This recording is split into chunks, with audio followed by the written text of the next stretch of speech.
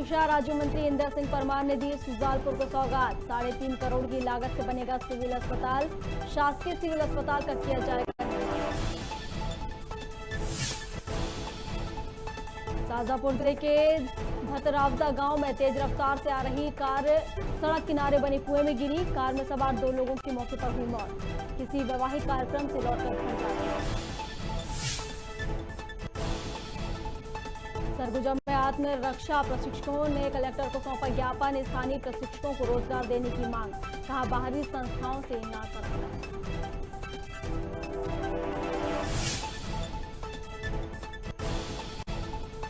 बैरागढ़ में मंत्री प्रभुराम चौधरी ने किया सिविल अस्पताल का भूमि पूजन।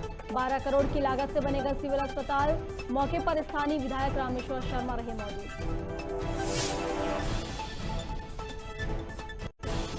और सूरजपुर के मानी गांव के ईंट भट्टे में खनिज विभाग की टीम ने मारा छापा। लगभग 90 टन कोयला किया जब्त। ग्रामीण कर रहे रोजाना चोरी।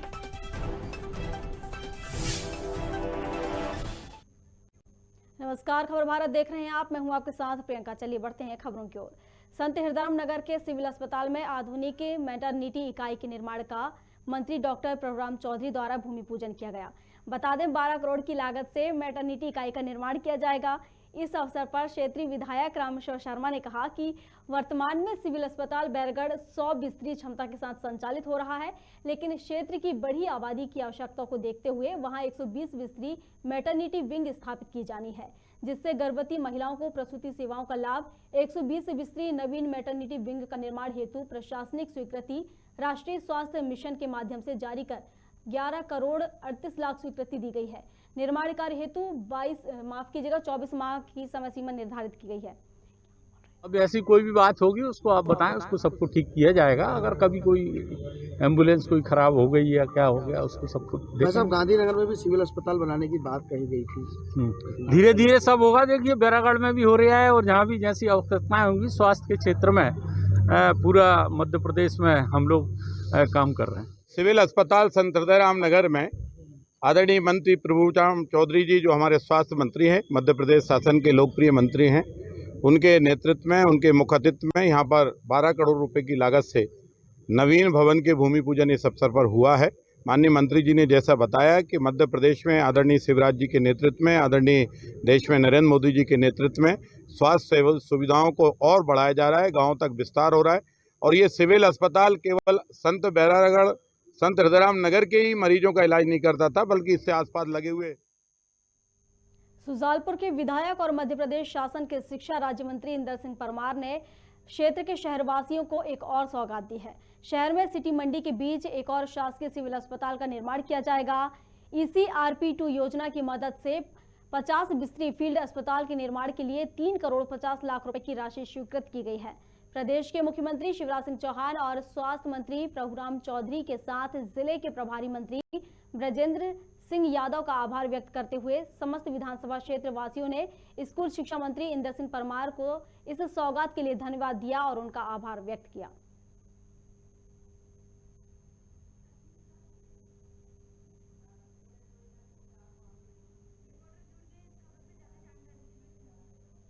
चलिए और इस पर अधिक जानकारी के लिए सुजालपुर से हमारे सहयोगी पिंटू सोनी हमारे साथ जुड़ गए हैं। पिंटू, वहां पर एक और अस्पताल की सौगात दी गई है। शिक्षा राज्य मंत्री जो इंदर सिंह परमार, उनके द्वारा एक और सौगात दी गई है सुजालपुर वासियों को। प्रियंका, मैं बताना चाहूंगा कि यह सुजालपुर के लिए वास्तव में एक सराहनीय सौगात है, क्योंकि हाल ही में स्कूल शिक्षा राज्य मंत्री इंदर सिंह परमार ने अपने क्षेत्र में विकास कार्यों की जगह बढ़ाते हुए काफी कुछ विकास कार्यों को क्रियान्वित किया है। इसी संदर्भ में अभी हाल ही में 6.5 करोड़ रुपए की बामनघाट डैम की ऊंचाई को 2 मीटर से 4 मीटर बढ़ाते हुए अब आज एक और सौगात स्कूल शिक्षा राज्य मंत्री इंदर सिंह परमार ने दी है, जिसमें ECRP योजना के तहत 50 बिस्तरों का फील्ड अस्पताल बनेगा। प्रियंका, देखिए पिंटू, इस तरह के हॉस्पिटल का निर्माण तो कर दिया जाता है, हॉस्पिटल खुलवा दिए जाते हैं, लेकिन वहाँ की जो मूलभूत सुविधाएं होती हैं हॉस्पिटल की, जिस प्रकार की सुविधाएं मिलनी चाहिए लोगों को, वो सारी सुविधाएं नहीं मिल पाती हैं। बिल्कुल प्रियंका, नहीं मिल पाती है। हाल ही में यहाँ 4 साल पहले भी एक 3 करोड़ 7 लाख की लागत से शासकीय सिविल हॉस्पिटल जो कि मंडी में निर्माण किया गया था, उस समय भी माननीय मुख्यमंत्री शिवराज सिंह चौहान ने उसका लोकार्पण किया था। लेकिन उस अस्पताल की स्थिति भी यही है कि वह बनने में तो 3 करोड़ 7 लाख की लागत से बना हुआ है, लेकिन काफी कुछ मूलभूत सुविधाएं उस अस्पताल में आज भी उपलब्ध नहीं है। लोगों को दर दर की ठोकरें खाना पड़ती है, इधर उधर भटकना पड़ता है। और इसी तरह से शासकीय सिविल अस्पताल एक शुजालपुर सिटी में भी यहाँ पहले से मौजूद है। उसके बाद आप स्कूल शिक्षा राज्य मंत्री इंदर सिंह परमार की यह 3.5 करोड़ की लागत से बनने वाला है 50 बिस्तर का अस्पताल वास्तव में शुजालपुर के लिए सराहनीय तो है, परंतु अगर उसमें मूलभूत सुविधाओं का अभाव रहेगा तो इस तरह की योजनाओं का कोई मतलब नहीं रह जाता। बिल्कुल ठीक है पिंटू, आपका बहुत बहुत शुक्रिया हमारे साथ जुड़ने के लिए।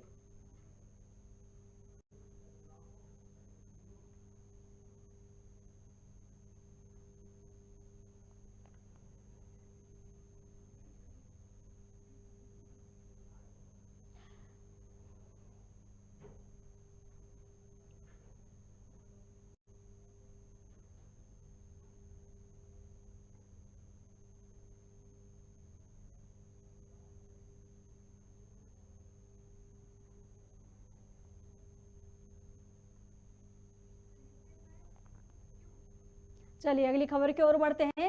सरगुजा जिले के सूरजपुर में आत्मरक्षा प्रशिक्षण देने वाले प्रशिक्षकों ने कलेक्टर को ज्ञापन सौंपा है, जिसमें स्कूलों में स्थानीय प्रशिक्षकों को रोजगार देने की मांग की गई है। दरअसल केंद्र सरकार की रानी लक्ष्मीबाई आत्मरक्षा प्रशिक्षण के तहत जिले के स्कूलों में आत्मरक्षा प्रशिक्षण देने के लिए हरियाणा के एक संस्था को जिम्मा सौंपा गया है, जहां स्थानीय प्रशिक्षकों ने आरोप लगाया है कि बाहरी संस्था कार्य कर रही है और जिले में सैकड़ों स्थानीय प्रशिक्षक बेरोजगार हैं। केंद्र सरकार की तरफ से जो योजना है आत्मरक्षा प्रशिक्षण सिखाने के लिए जो हर स्कूलों में सिखाया जाता है, और उसी के संबंध में हम यहाँ पे ज्ञापन सौंपने के लिए आए थे। सर हमारे छत्तीसगढ़ की लोकल संस्थाएं 20 संस्थाएं टोटल पंजीकृत हैं जो कराटे मार्शल आर्ट सिखाती हैं। इसके बावजूद भी बाहरी संस्था जो कि हरियाणा की संस्था है उसको काम दे दिया गया है छत्तीसगढ़ के शासन की तरफ से, और यहाँ की लोकल संस्थाओं को काम नहीं मिल पाया है। और बाहरी संस्था का कहना है कि 5,000 मानदेय राशि, लेकिन हम आपको सिर्फ 1,200 रुपये देंगे काम करने का। इसका हम विरोध कर रहे हैं सर, ताकि हमारे लोकल संस्थाओं को काम मिले। और यहाँ के जितने भी युवा हैं, बहुत सारे लोग आपस में जुड़े हुए हैं, बहुत सारे यहाँ हमारे सूरजपुर जिले में टीम पूछेंगे तो अभी 200 लगभग कोच यहाँ। शाजापुर जिले के मोहन बड़ौदिया थाना क्षेत्र के रावदा गांव में तेज रफ्तार गति से आ रही कार असंतुलित होकर सड़क किनारे बस के कुएं में गिर गई, जिससे कार में सवार 2 युवक मौके पर उनकी मौत हो गई। बताया जा रहा है कि दोनों किसी वैवाहिक कार्यक्रम से लौटकर अपने घर जा रहे थे। हादसे के समय कार की रफ्तार तेज होने से पेड़ में टकरा गई, उसके बाद सड़क किनारे बने लगभग 20 फीट गहरे कुएं में जाकर गिर गई। वहीं ग्रामीणों की सूचना के बाद पुलिस मौके पर पहुंची और शवों को पोस्टमार्टम के लिए भेज दिया। इसके साथ ही मर्ग कायम कर जांच शुरू कर दी है।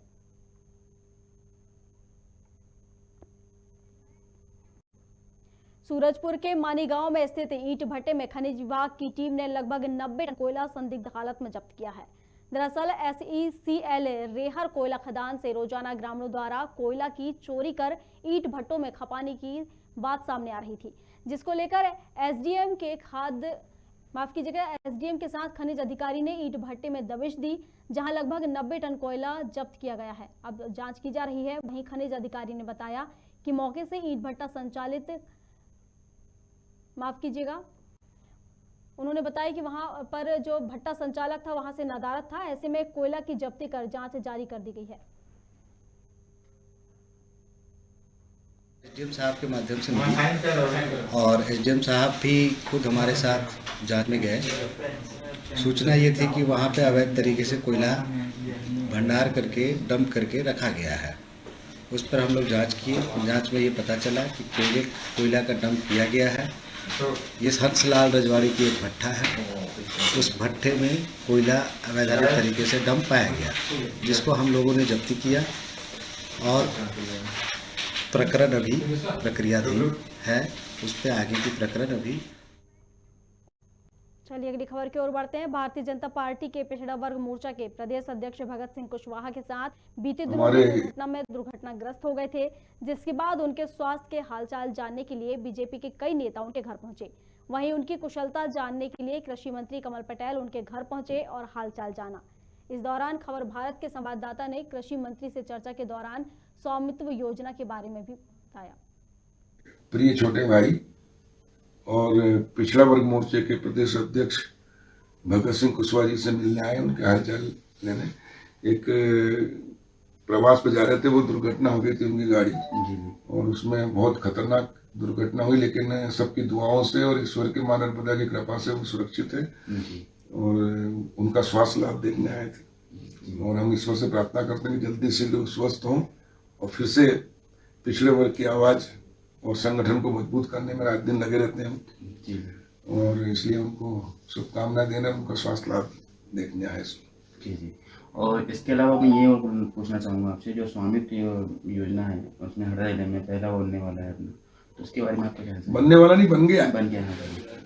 प्रधानमंत्री स्वामित्व योजना आजाद भारत की ग्राम के लिए, किसानों के लिए, गरीबों के लिए, जो 70% लोग गांव में रहते हैं उनके लिए आजाद भारत की केंद्र सरकार द्वारा, प्रधानमंत्री द्वारा सबसे बड़ी सौगात है। चिकित्सा शिक्षा मंत्री विश्वास सारंग ने कहा कि मध्य प्रदेश में कोरोना की स्थिति ठीक हो रही है। पॉजिटिविटी रेट में 1.5% की कमी आई है। 24 घंटे में 70,000 टेस्ट हुए हैं। वहीं 2,000 के लगभग नए केस सामने आए हैं। वहीं उन्होंने कहा कि कोरोना को लेकर लगे सभी तरह के प्रतिबंधों को हटा दिया गया है। सिर्फ नाइट कर्फ्यू जारी रहेगा और फुल कैपेसिटी के साथ स्कूल, कॉलेज और कोचिंग क्लासेस खुलेंगे। लेकिन कोरोना अभी गया नहीं है, सभी लोग प्रोटोकॉल का पालन करें। वैक्सीनेशन के कार्य सुचारू ढंग से मध्य प्रदेश में चल रहा है। जिन लोगों की मौतें हो रही हैं उनको गंभीर बीमारियां हैं, बाकी 99% लोग घर में ठीक हो रहे हैं। चलिए, और इस पर अधिक जानकारी के लिए हमारे सहयोगी भोपाल से प्रदीप तलरेजा हमारे साथ जुड़ गए हैं। प्रदीप जी, विश्वास सारंग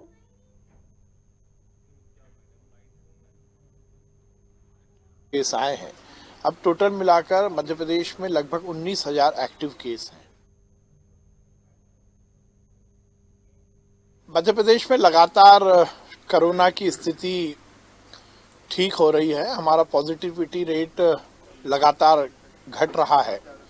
कल पॉजिटिविटी रेट यदि हम देखें तो 3% से भी कम हो गया है 24 घंटे में, लगातार कम हो रहा है। यदि हम 48 घंटे में देखें तो लगभग 1.5% की कमी आई है पॉजिटिविटी रेट में। रिकवरी रेट लगातार बढ़ रहा है।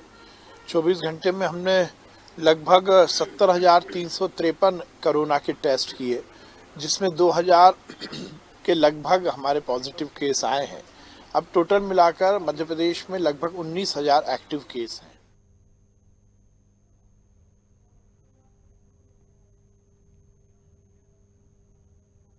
चलिए, और इस पर अधिक जानकारी के लिए भोपाल से हमारे सहयोगी प्रदीप तलरेजा हमारे साथ जुड़ गए हैं। प्रदीप, अब विश्वास सारंग ने कहा है कि फुल कैपेसिटी के साथ स्कूल, कॉलेज और कोचिंग क्लासेस खोले जाएंगे। देखिए, बिल्कुल कल ही गृह विभाग के द्वारा ये आदेश जारी कर दिए गए थे कि प्रदेश में जो है अब किसी प्रकार का प्रतिबंध नहीं होगा। सिर्फ प्रतिबंध सिर्फ नाइट कर्फ्यू को लेकर ही लगा हुआ है। अगर हम बात करें स्कूल की, कॉलेज की या अन्य कोचिंग जो संस्थान है वो लगातार अब जो है पूरी क्षमता के साथ खुलेंगे। कोई भी जो काम है ये कहा जा सकता है बाधित नहीं हो, जनजीवन सही तरीके से चले, उसको लेकर के सरकार का ये बड़ा फैसला जो है वो देखने में आया था। इसके पूर्व हमने देखा है कि जो शादी समारोह था उसको लेकर के खुद मुख्यमंत्री शिवराज सिंह चौहान ने ट्वीट कर इस बात को बसंत पंचमी के दिन कह दिया था। तो इस तरीके से जिस प्रकार से अब वैक्सीनेशन भी लगातार हो रहा है, काफी जो चीजें हैं, मौत का जो आंकड़ा है और वो भी काफी कम हो चुका है, क्योंकि जो 99% जो लोग हैं वो लगभग घरों में ही ठीक हो रहे हैं। 1% ही ऐसे व्यक्ति जो गंभीर बीमारियों से पीड़ित हैं, ऐसे ही लोगों की मौत हो रही है। ये पुष्टि जो है खुद विश्वास सारंग ने इस बात को आज प्रेस कॉन्फ्रेंस के दौरान ये बात कही गई है। लेकिन जिस प्रकार से छूट दी जा रही है, कहीं ना कहीं ये आम जनता के लिए अच्छा हितकर होगी। प्रदीप, देखिए, अभी ना तो कोरोना खत्म हुआ है और ना तो अभी इसका कोई इलाज मिल पाया है कि जिससे कोरोना पर कंट्रोल पूरी तरीके से किया जाए। और रही वैक्सीन की बात, तो अभी कुछ बच्चे भी ऐसे बाकी हैं जिन्हें वैक्सीन नहीं लगी है, वैक्सीनेटेड नहीं है, और ऐसे में फुल कैपेसिटी के साथ स्कूल खोला जाना कितना उचित है?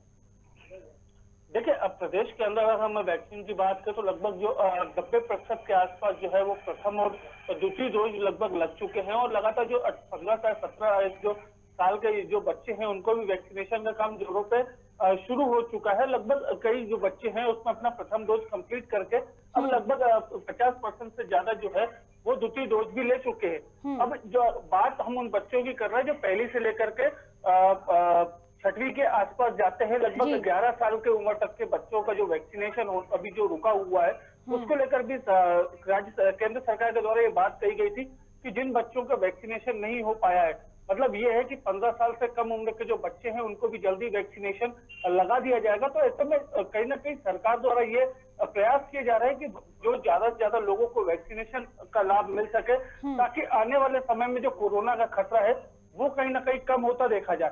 इसके पूर्व हमने देखा कि पहली लहर व दूसरी लहर के दौरान जिस प्रकार से जनहानि काफी बड़ी हुई थी, लेकिन अगर तीसरी लहर की अगर हम जो बात कर रहे थे, लगातार ये देखा जाए कि प्रदेश में तीसरी लहर की दस्तक हो चुकी है, लेकिन इस तरीके से जो लोग जो मरीज थे वो घरों पे ही लगभग ठीक हो रहे थे, आइसोलेशन की उनको जरूरत नहीं पड़ी। ऑक्सीजन की हम बात करें, ऑक्सीजन लेवल को भी लेकर के लगातार जिस प्रकार से कयास लगाए जाते, कहीं ना कहीं लोगों को ऑक्सीजन की कमी हो सकती है, लेकिन इस प्रकार का कुछ भी नहीं देखा गया है।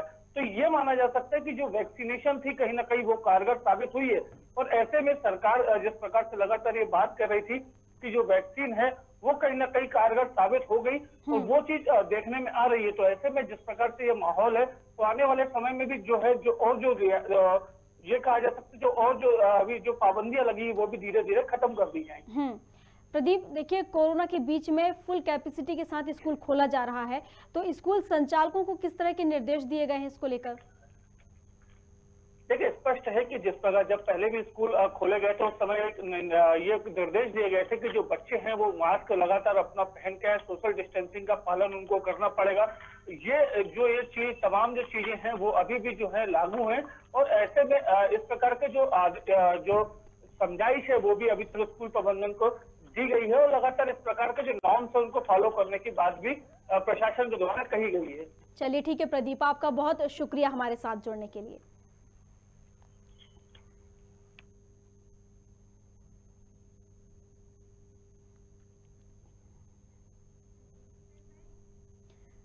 चलिए अगली खबर की ओर रुख कर लेते हैं। बिलासपुर में सिविल लाइन पुलिस ने 2 आरोपियों को गिरफ्तार किया है। आरोपियों के कब्जे से 3 किलो गांजा, नशीली टैबलेट समेत सिरप जब्त की है। पुलिस ने 2 अलग अलग मामलों में आरोपियों को गिरफ्तार किया है। पुलिस ने एक आरोपी को 3 किलो गांजा और दूसरे आरोपी को नशीली टैबलेट व कफ सिरप के साथ जब्त किया है। सिविल लाइन पुलिस ने दोनों ही मामलों में आरोपियों के खिलाफ 21-22 NDP एक्ट के तहत मामला दर्ज कर लिया है।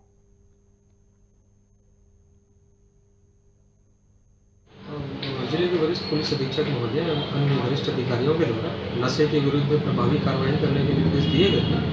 इसी तारतम्य में सिविल लाइन पुलिस टीम को निर्देशित किया गया था, जिसमें 2 अलग अलग मामलों में 2 आरोपियों की गिरफ्तारी की गई है। एक मामला जो है ये मगरमारा चौक का है, यहाँ पर मुखबिर की सूचना पर पुलिस टीम के द्वारा आरोपी लखन कुर्रे उर्फ छोटू को पकड़ा गया, जिसके कब्जे से करीब 3 किलो गांजा और एक मोटरसाइकिल को जब्त किया गया है। और एक अन्य मामलों में प्रतिबंधित दवाई लाइट्रावेट, लाइट्रोसन और करीब 1000 नग और 100 सिरप जो है 17 नग जो है आरोपी के कब्जे से जब्त किया गया है। इसमें आरोपी का नाम नोम उर्फ आकाश राव है, जो कि रतनपुर क्षेत्र का रहने वाला है और प्रतिबंधित दवाओं की बिक्री के लिए ग्राहक की तलाश कर रहा था। जसपुर जिले के पत्थलगांव थाना क्षेत्र में 12 साल की बच्ची से सामूहिक दुष्कर्म का मामला सामने आया है। बता दें कि सामूहिक दुष्कर्म की वारदात को अंजाम पीड़िता के चचेरे भाई ने ही अपने 2 दोस्तों के साथ मिलकर दिया है। वारदात के बाद से ही तीनों आरोपी फरार हैं। पीड़िता के परिजनों की शिकायत के बाद पुलिस हरकत में आई है और मामले में तीनों आरोपियों की तलाश के लिए अलग अलग टीमें रवाना कर दी गई हैं। वहीं एक संदिग्ध युवक को हिरासत में लिया गया है। पुलिस का कहना है कि जल्द ही सभी आरोपियों की गिरफ्तारी कर ली जाएगी। युवती के साथ उनके चचेरे भाई और 2 मित्र ने उनको फोन करके बुला के उसको ले जाकर रात में उनके साथ दुष्कर्म किया है, जिस पर पुलिस ने अपराध पंजीबद्ध कर विवेचना में लिया है और एक संदेही को भी हिरासत में लेकर पूछताछ की जा रही है ताकि आरोपी की जल्द से जल्द गिरफ्तारी की जा सके। अभी कोई भी आरोपी हिरासत में नहीं है। एक संदेही को हिरासत में लेकर आरोपी के संबंध में पूछताछ की जा रही है। पलेरा के ग्राम कड़ियाला में अज्ञात वाहन ने 40 वर्षीय महिला को टक्कर मार दी और मौके से फरार हो गया। वहीं महिला की मौके पर ही मौत हो गई, जिसके बाद आक्रोश परिजन और ग्रामीणों ने शव रखकर जतारा पलेरा हाईवे पर जाम लगा दिया, जिस महिला की मौत हुई उसका नाम राम कुंवर राजपूत बताया जा रहा है। वहीं मौके पर पहुंची पुलिस की समझाइश के बाद जाम खोला गया। पूरा मामला बमोरी थाना क्षेत्र का बताया जा रहा है। आपकी मृत्यु किसकी हो गई? ये भाभी की हुई है। कैसे हुई है?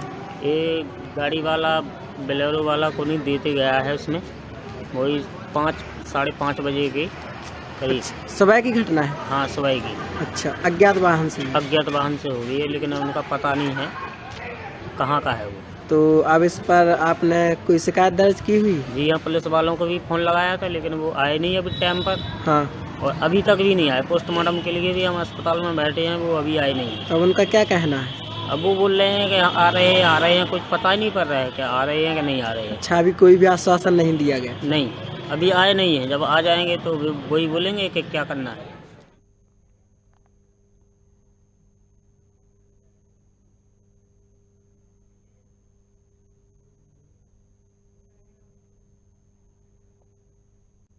खबर भारत में खबरों का सिलसिला लगातार जारी है। अधिक अपडेट्स के लिए आप बने रहिए हमारे साथ और देखते रहिए खबर भारत। नमस्कार।